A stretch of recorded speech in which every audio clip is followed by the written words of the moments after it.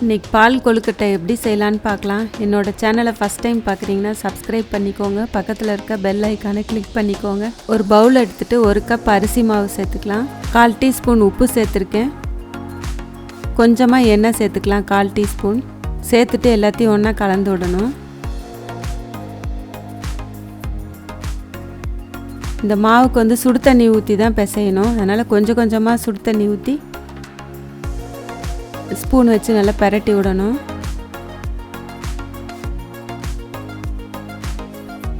சூடு ஆறின பிறகு நம்ம அப்புறம் கையினால் பிசைஞ்சிக்கலாம். இந்த மாதிரி தண்ணி ரொம்ப ஊற்றக்கூடாது. பத்தலைன்னா அப்படியே கொஞ்சமாக ஊற்றி தெளித்து தான் பண்ணணும். சப்பாத்தி மாவு பிசைகிற மாதிரி இந்த மாதிரி பிசைஞ்சுக்கணும். இந்த மாதிரி சின்ன சின்ன உருண்டையாக உருட்டிக்கணும். இந்த மாதிரி எடுத்துக்கணும். ரொம்ப பெருசாக போடக்கூடாது. இந்த சைஸில் உருட்டிக்கலாம்.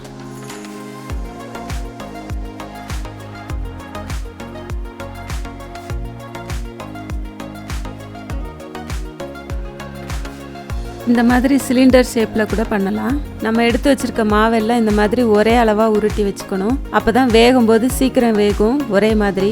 இதுக்கு வந்து நான் 1 கப் வெல்லம் எடுத்திருக்கேன். 1 கப் அரிசி மாவுக்கு 1 கப் வெல்லம் எடுத்துக்கணும். ஒரு 1/2 கப் தண்ணி ஊற்றி கொஞ்சம் கரைச்சிக்கணும். இது வந்து பாகுலாம் எடுக்க வேண்டியதில்லை, கரைஞ்சா போதும்.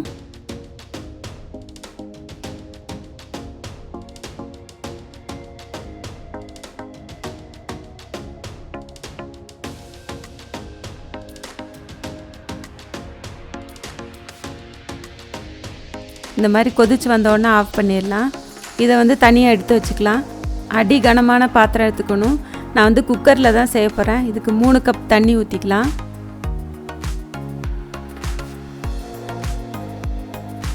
தண்ணி நல்லா கொதித்த பிறகு தான் நம்ம உருட்டி வச்சுருக்கிறதெல்லாம் போடணும்.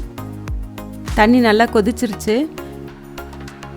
நம்ம ரெடி பண்ணி வச்சுருக்கிறது எல்லாமே கொஞ்சம் கொஞ்சமாக தான் போடணும். மொத்தமாக போடக்கூடாது. மொத்தமாக போட்டால் ஒன்றோட ஒன்று ஒட்டிக்கும். அதே மாதிரி உடனே கரண்டி போட்டு கிளறக்கூடாது. கொஞ்ச நேரம் ஆன பிறகு தான் கிளறணும். நம்ம கிளறி விடும்போது கொஞ்சம் ஒட்டி இருக்கிறது எல்லாமே பிரிஞ்சிரும். இந்த மாதிரி நல்லா கொதிச்சு வரும்.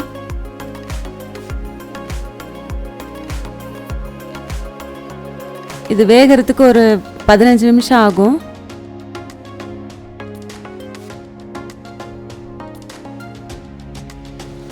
வெந்திருக்கான்னு பார்க்கலாம். இன்னும் 2 நிமிஷம் ஆனால் வெந்துடும்.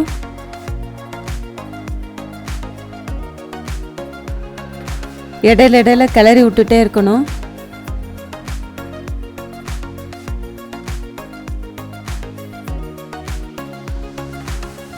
இப்போ நல்லா வெந்துருச்சு. தேங்காய் பால் வந்து நான் 1 கப் எடுத்திருக்கேன். அதை அதோட சேர்த்துடலாம். தேங்காய் பால் முதல்ல எடுத்த தேங்காய் பால் தான் ஊற்றணும். அப்போ தான் டேஸ்ட்டு நல்லாயிருக்கும். நம்ம ரெடி பண்ணி வச்சுருக்க வெள்ளை சிரப்பை வந்து ஊற்றிடலாம்.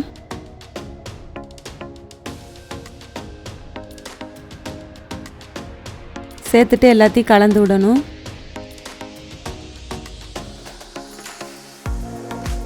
சுக்கு ஏலக்காய் வந்து பொடி பண்ணி வச்சுருக்கிறத 1 டீஸ்பூன் சேர்த்துக்கிறேன்.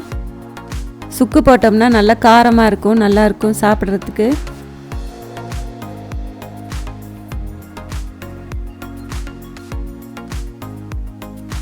வெல்லம் போட்ட பிறகு கொஞ்ச நேரம் கொதிக்க விடணும். அப்போ தான் வந்து கொழுக்கட்டையிலலாம் அந்த இனிப்பு சேரும். இதோட அளவுகள்லாம் நான் டிஸ்கிரிப்ஷன் பாக்ஸில் போட்டிருக்கேன், பார்த்துக்கோங்க. இதுக்கு மேலே கொஞ்சமாக தேங்காய் துருவி போட்டால் கூட நல்லாயிருக்கும். இதை செஞ்சு பாருங்கள். இதை செஞ்சு பார்த்துட்டு உங்களுக்கு பிடிச்சிருந்தா லைக் பண்ணுங்கள், ஷேர் பண்ணுங்கள். என்னோடய சேனலை சப்ஸ்கிரைப் பண்ணிக்கோங்க. தேங்க்யூ.